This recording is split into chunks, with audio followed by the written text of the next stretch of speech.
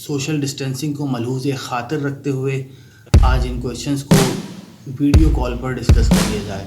तो शुरू करते हैं हम सवालात डॉक्टर हमजा से। सबसे पहला सवाल मेरा ये है,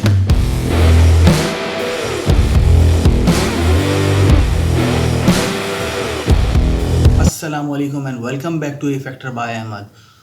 और सबसे पहले आप सबको रमज़ान मुबारक। आज की एपिसोड जो है उसके अंदर हम एक्सरसाइज नहीं करने वाले, बल्कि कुछ क्वेश्चंस थे जिनको एड्रेस करना चाहते थे। बहुत अरसे से मेरे जहन में भी थे, बहुत सारे लोगों ने भी मुझसे पूछे थे और अक्सर लोग आपस में भी डिस्कस करते रहते थे। तो मैंने सोचा कि आज डॉक्टर हमजा से इस चीज़ के बारे से डिस्कस किया जाए। डॉक्टर हमजा का मैं आपको पहले थोड़ा सा छोटा सा तारुफ करा दूँ।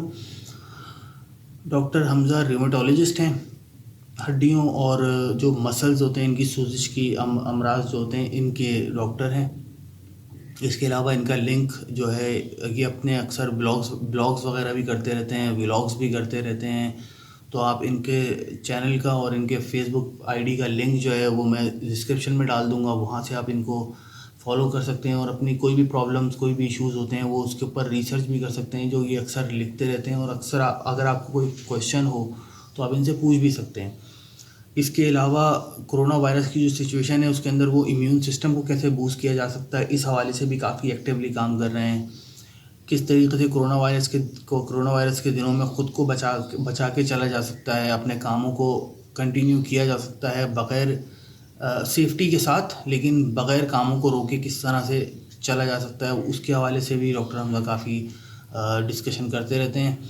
तो जो क्वेश्चंस मेरे जहन में थे उनमें से कुछ सप्लीमेंट्स के हवाले से हैं, कुछ स्टीरॉइड्स के हवाले से हैं, और एक जो सबसे ज़्यादा बड़ा क्वेश्चन है जो अक्सर मुझे लोग कहते रहते हैं, आपको भी कहते रहते होंगे, वो क्वेश्चन ये है कि लोग बोलते हैं कि अभी एक्सरसाइज कर रहे हो ना, छोड़ोगे ना फिर पता चलेगा।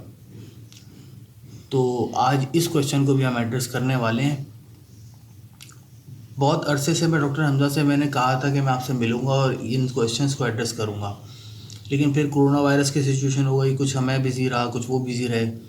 तो अब मैंने ये सोचा कि अब ये बड़ा ब्राइट टाइम है कि लोग फ्री होते हैं, पढ़ते रहते हैं, सुनते रहते हैं, तो इस क्वेश्चन को एड्रेस किया जाए ताकि ये मिथ जो है किसी हद तक क्लियर हो। अगर ऐसा होता है तो उस बीमारियों से कैसे बचा जा सकता है, इस हवाले से भी हम डिस्कस कर लेंगे आज।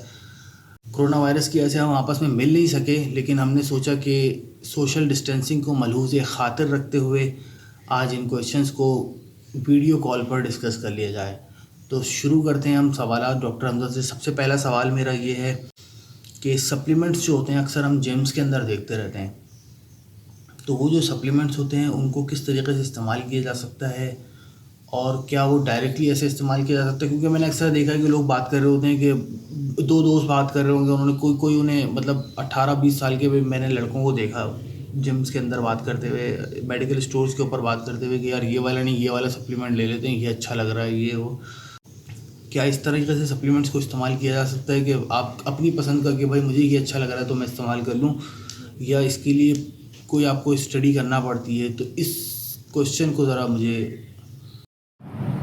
अस्सलामुअलैकुम, मेरा नाम डॉक्टर हमजा आलम है और मैं माहिर अमराज, हड्डी जोड़ और सोजिशी बीमारियाँ।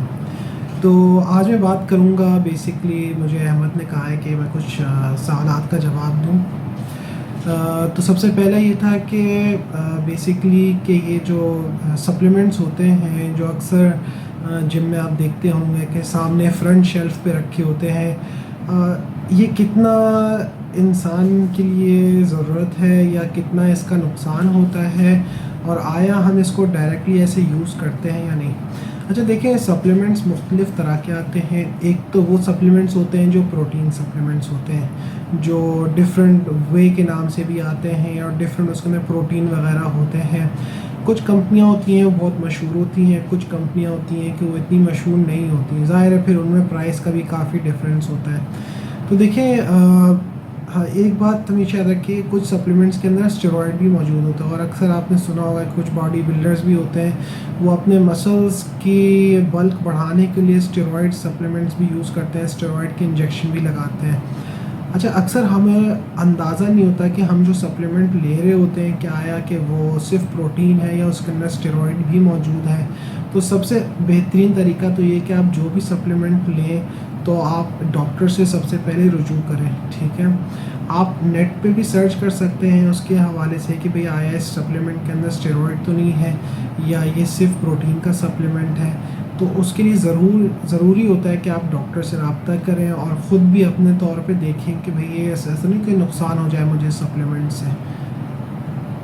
अच्छा, दूसरा क्वेश्चन मेरा ये है कि अक्सर लोग जो है वो ये सप्लीमेंट्स वगैरह और इस तरीके की चीज़ें इस्तेमाल नहीं करना चाहते, और लेकिन इंटरनली जो है वो लोग जो है ख़ुद को समझते हैं कि यार हम वीक हो रहे हैं, या ख़ुद को एनर्जी लेवल को किस तरीके से बूस्ट किया जा सकता है नेचुरल डाइट पे रहते हुए। तो इस हवाले से भी मुझे ज़रा कुछ बताएं।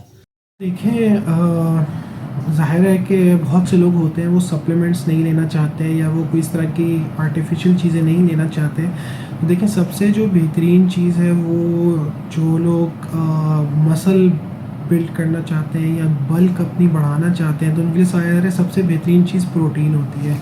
प्रोटीन ज़ाहिर है मीट के फॉर्म में सबसे ज़्यादा और अच्छी होती है। मीट चाहे वो गाय का हो या मटन हो या चिकन हो या फिश हो, उसमें ज़ाहिर है प्रोटीन मौजूद होता है। जितना ज़्यादा मीट लेंगे तो वो फ़ैट नहीं बढ़ाएगा, फ़ैट का कंटेंट नहीं बढ़ाएगा, बल्कि वो आपके मसल मास बढ़ाएगा। तो ये बहुत ज़रूरी और अच्छा होता है। दूसरी चीज़ देखिए, जब भी एक्सरसाइज करें अपने आप की हाइड्रेशन अच्छी रखें, यानी कि आप पानी ज़्यादा से ज़्यादा पिएँ। आप जो है अपनी हाइड्रेशन अच्छी रखें। कुछ लोग होते हैं वो सोचते हैं यार पसीना ज़्यादा आएगा तो मेरा फ़ैट या चर्बी जल्दी खुलेगी, ऐसा नहीं है। ये एक मिसकंसेप्शन है जो एक कॉमनली हमारी सोसाइटी के अंदर देखा जाता है। देखिए, जो आपका पानी जो जिस्म से पसीने के फॉर्म में निकलता है तो उसके साथ साथ नमकियात भी निकलती हैं, मिनरल्स भी निकलते हैं जो आपकी बॉडी के एनर्जी लेवल को कम कर देते हैं, ठीक है। तो आपने सबसे पहले क्या करना है कि आपने अपना एनर्जी लेवल मेंटेन करने के लिए पानी साथ रखें। जब भी एक्सरसाइज करें पानी पिएं। इससे क्या होता है कि बहुत से लोग होते हैं कि भाई हमने पानी नहीं पिया, हमने पसीना ज़्यादा आना है, फ़ैट को घटाना है, तो वो ड्यूरिंग एक्सरसाइज डिहाइड्रेट हो जाते हैं, उनका एनर्जी लेवल कम हो जाता है। जब एनर्जी लेवल कम होता है तो वो एक्सरसाइजेज नहीं कर पाते प्रॉपरली, वो चीज़ जो उनको करनी चाहिए वो हो नहीं पाती उनसे। तो अपनी हाइड्रेशन अच्छी रखें, ठीक है। जो लोग बहुत ज़्यादा यानी कि पतले हैं और मसल मास बढ़ाना चाहते हैं तो वो अपने साथ एनर्जी ड्रिंक्स रख सकते हैं। लेकिन अपनी जो डाइट भी है ना, हमेशा देखिए बैलेंस डाइट लेके चलना है। यानी कि आपकी जो डाइट है उसमें ज़ाहिर शुरू में मैंने कहा प्रोटीन ज़्यादा होना चाहिए, लेकिन फ़ैट कंटेंट, कार्बोहाइड्रेट्स भी इक्वली पोर्शंस में होने चाहिए। जी, इसका मतलब ये नहीं कि आप जाएं और कस्टर्ड और केक और बेकरी आइटम्स खाना शुरू कर दें या कोल्ड ड्रिंक पीना शुरू कर दें, ऐसा बिल्कुल नहीं है। अपनी डाइट को बैलेंस रखें।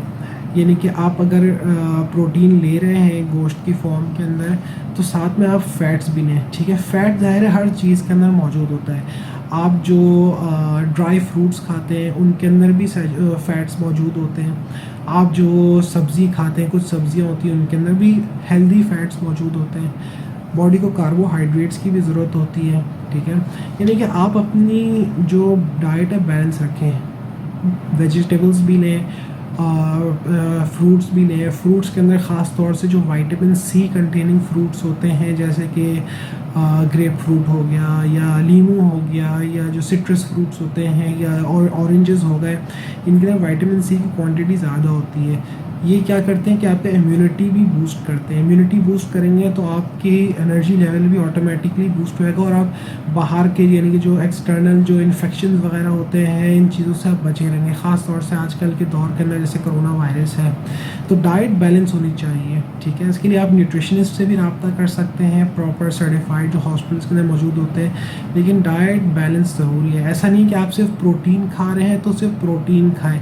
इससे क्या होगा कि आपकी बॉडी के एनर्जी लेवल डाउन हो जाएगा। चूँकि आपको फ़ैट नहीं मिल रहा होगा, कार्बोहाइड्रेट नहीं मिल रहे होंगे, तो ऑटोमेटिकली आप अल्लाह ना करे ऐसी भी एक्सट्रीम सिचुएशंस आती हैं कि लोग हॉस्पिटलाइज भी हो जाते हैं। तो डाइट बैलेंस हो, इट्स मोस्ट इम्पॉर्टेंट। एनर्जी अच्छी रहेगी, हाइड्रेशन बहुत अच्छी तरह से मेंटेन रखें तो उससे भी एनर्जी मेंटेन रहेगी। अच्छा, एक और क्वेश्चन भी है कि लोग नॉर्मली जो है स्टेरॉइड्स के हवाले से कि स्टेरॉइड्स क्या चीज़ होती हैं और उनकी क्या साइड इफ़ेक्ट्स होते हैं, किस तरीके से इन चीज़ों से बचा जा सकता है, और इसकी जो एक नॉर्मली लोग बोलते हैं कि नहीं कुछ नहीं होता स्टेरॉइड्स लेने से, तो इसके ऊपर भी ज़रा आप बताएं, क्योंकि आप मेडिकल साइंस की एक फील्ड है और इसके ऊपर कोई नॉर्मल जिम इंस्ट्रक्टर वगैरह आप नहीं बता सकता जो जितना ज़्यादा डिटेल में इसको एक डॉक्टर बता सकता है, तो इसके ऊपर भी ज़रा तफसील से बताएं हमें। अच्छा देखें, जहाँ तक बात स्टेरॉइड्स है, ज़ाहिर है मैंने कुछ इसके बारे में पहले भी बताया है अभी।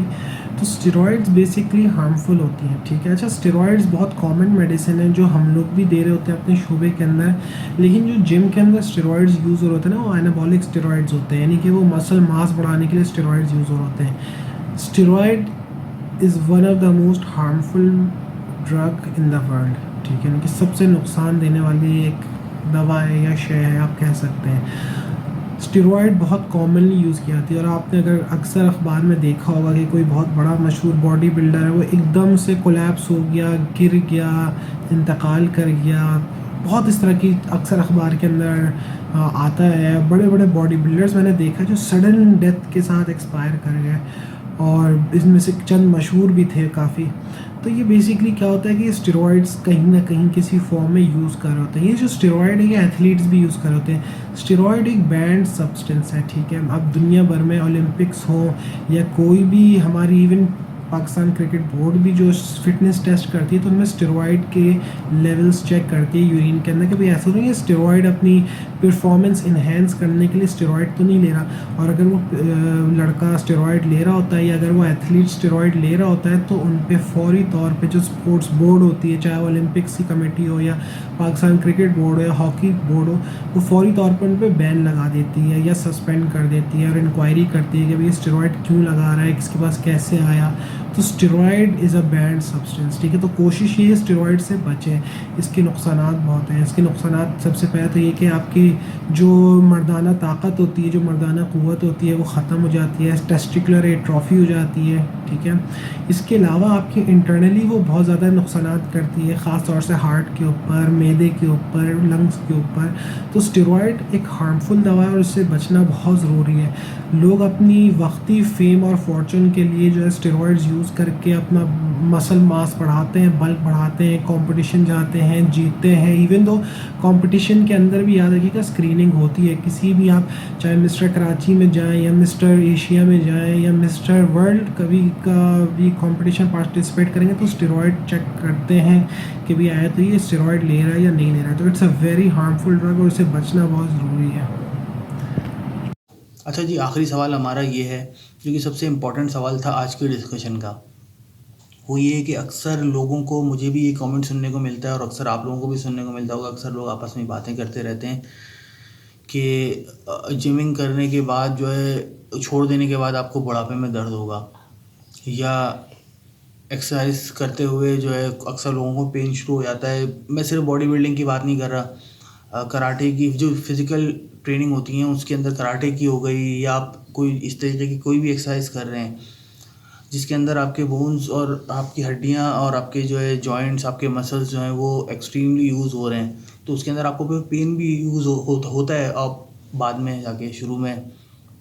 और अक्सर ये सुनने को मिलता है कि जब आप छोड़ देंगे ना, तो इसके फिर साइड इफ़ेक्ट्स नज़र आना शुरू होंगे 3-4 साल के बाद, यानी आपकी जब उम्र 50-60 क्रॉस करती है, 10-60 के करीब आप आते हैं, यानी बड़ी उम्र में आपको इस चीज़ के नुकसानात होते हैं। तो ये इसके ऊपर ज़रा डिटेल से हमें बताएं कि क्या होता है, क्या नहीं होता। अच्छा देखिए, जहाँ तक ये सवाल है कि कुछ लोगों को जिमिंग शुरू करने के बाद या एक्सरसाइज या वेट लिफ्टिंग के बाद पेन होना शुरू हो जाता है, देखिए ये तो एक नॉर्मल सी बात है। इंसान के जिस्म के अंदर मसल्स होते हैं, ठीक है, बोन्स होती हैं, जॉइंट्स होते हैं। तो इनमें से बहुत सारे मसल्स ऐसे होते हैं जिनको इंसान इस्तेमाल नहीं करता है, ठीक है।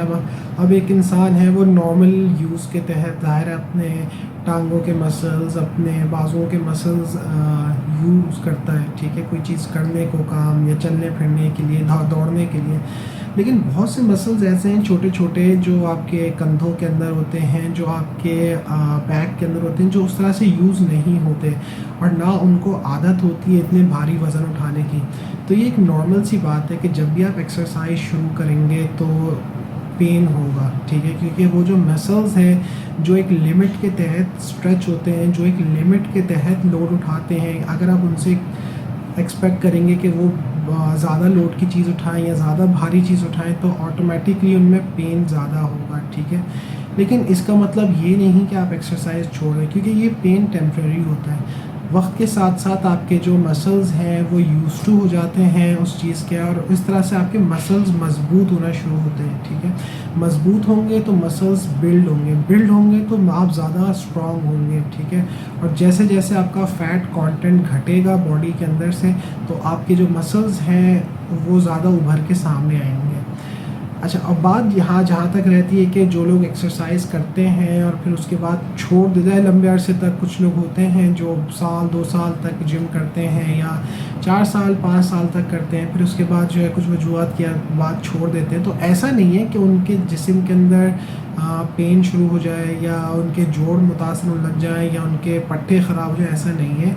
लेकिन देखें, जो चीज़ की बॉडी यूज़ टू होती है, अगर बॉडी यूज़ टू है कि आप भारी चीज़ें उठाएं, आप वेट लिफ्टिंग करें, आप एक्सरसाइज करें, आप फिटनेस मेंटेन करें, और बॉडी को वो चीज़ ना मिले, तो ऑब्वियस सी बात है वो एक डिक्लाइन की तरफ चली आएगी। तो बहुत ज़रूरी है कि आप अपनी फ़िटनेस किसी न किसी हद तक मेंटेन रखें। अब ज़ाहिर है लॉकडाउन है, कुछ लोग होंगे कि 1 साल से जिम जा रहे होंगे, एकदम से जो है वो ब्रेक आ गया, महीना 2 महीने का, आप जिम भी नहीं जा पा रहे हैं। कुछ लोग होते हैं कि वो डीमोटिवेट हो जाते हैं, डिसहार्टन होकर छोड़ देते हैं, या सोचते हैं यार अब कौन दोबारा जाए, नए से जैसे एक्सरसाइज शुरू करे, वज़न भी बढ़े। तो ऐसा नहीं है, घर पे एक्सरसाइजेस करें, घर पे अपनी फ़िटनेस मेंटेन करें। डिफरेंट डू इट योरसेल्फ वाली चीज़ें होती हैं, जैसे कि आपने घर पे अपने वेट्स बना लिए, आपने घर के ऊपर कुछ इस तरह की चीज़ें, अपने घरेलू डेली की चीज़ें यूटिलाइज़ करें, जिससे जो है आप अपनी फ़िटनेस को मेंटेन कर सकें। तो हाँ, और देखें, बॉडी उस तरह से ज़ाहिर है ख़राब नहीं होगी, लेकिन जहाँ तक एक इंसान अगर अच्छी फ़िटनेस की चीज़ें कर रहा है और उसको मेंटेन करे, तो आगे ज़ाहिर है ये चीज़ें शुगर, ब्लड प्रेशर, दिल के अमराज होने से आपको बचाएगी। शुक्रिया। अच्छा जी, ये थी डिस्कशन हमारी डॉक्टर हमज़ा से, और thank you very much Hamza भाई, आपका बहुत बहुत शुक्रिया जो आपने इतनी सारी डिटेल में हमें आज के क्वेश्चंस को एड्रेस किया। उम्मीद है लोगों को बहुत सारी चीज़ें जो है क्लियर हो गई होंगी अब, किस तरीके से आप लोग अपने इम्यून सिस्टम को बेहतर कर सकते हैं, किस तरीके से आप अपनी एनर्जी लेवल को बेहतर कर सकते हैं, और किस तरीके से आप अपने अगर मास गेन करना चाहते हैं तो मास गेन आप बग़ैर इन चीज़ों के जो कि स्टेरॉइड्स की शक्ल में होती हैं या दूसरी चीज़ों की शक्ल में होती हैं, आप इनको इस्तेमाल किए बगैर कैसे बढ़ सकते हैं। मुझे भी अक्सर लोग ये कहते रहते हैं कि कौन सा स्टेरॉइड को यूज़ किया है, कौन सा स्टेरॉइड यूज़ किया है। तो ऐसा नहीं है भाई, आप इन चीज़ों को इस्तेमाल करें। मैं अगली वीडियोस के अंदर जो है आपको ये भी बताऊंगा कि आप बग़ैर इन स्टेरॉइड्स के या बग़ैर इन चीज़ों के आप नॉर्मल जो अपनी जो डाइट्स होती हैं, नॉर्मल जो चीज़ें हमारे पास अवेलेबल होती हैं मार्केट में, उनको किस तरीके से इस्तेमाल करके आप अपने मास को गेन कर सकते हैं और अपना एनर्जी लेवल बूस्ट कर सकते हैं। उम्मीद है आज की डिस्कशन आपको पसंद आई होगी और इससे आपको फ़ायदा भी होगा। क्या ऐसा है? अगर ऐसा है तो वीडियो को लाइक करें, चैनल को सब्सक्राइब करें और देखते रहिए। Thank you very much. अल्लाह हाफ़िज़।